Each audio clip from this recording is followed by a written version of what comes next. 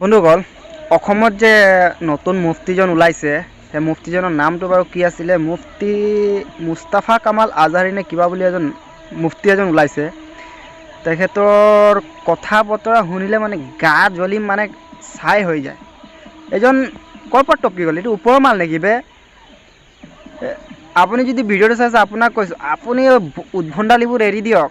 এইবোৰ আপুনি কি লিলিমা দেখাইছে? এটাতো কেইদিনৰ 2-3 বছৰ ধৰি এটা ঝেলি আছে, সত্যৰঞ্জন বৰা নে কিবা। এইটো ওপৰৰ পৰা আপুনিও টপকি গ'ল। কি মানে আপুনি আজহাৰী নামৰ পিছত আজহাৰী লগাই দিলে কোনোবা আজহাৰী হৈ নাযায়?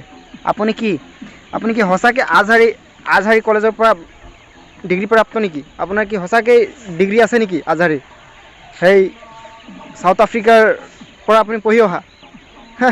নিজকে আজহাৰী বুলি কৈ কিনি কৰ্মকাণ্ড কৰি থাকিব নাস্তিকৰ নিচিনা। আপুনি মোল্লাৰ পিছত কিয় লাগিছে? মানে কি আপোনাৰ ডনেশ্যন অহা নাই নেকি?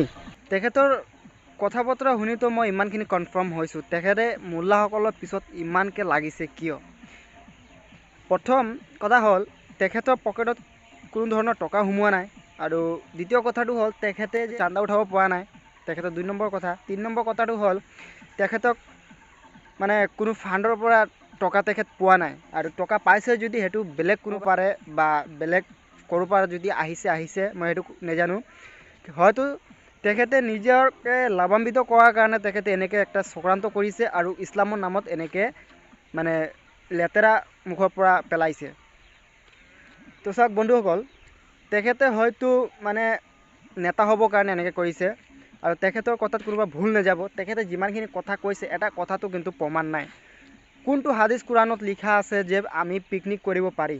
আমাৰ ইছলাম ধৰ্মত, আমাৰ ইছলাম অনুসৰি আমাৰ গান বা যিকোনো বাদ্যযন্ত্ৰ হওক বা গান বাজনা আমাৰ কাৰণে মানে একচেপ্টেবল নহয়।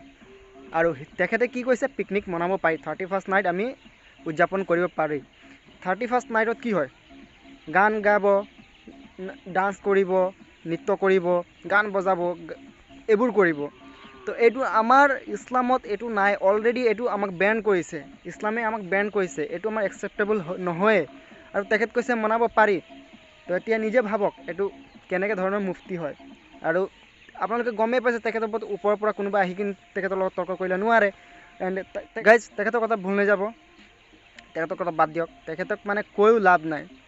আৰু ইয়াৰ টাইম আহি গৈছে, কান্তলীয়া পাবই ক'ৰবাত নাজানো, কোনোবাই দিব ইয়াক।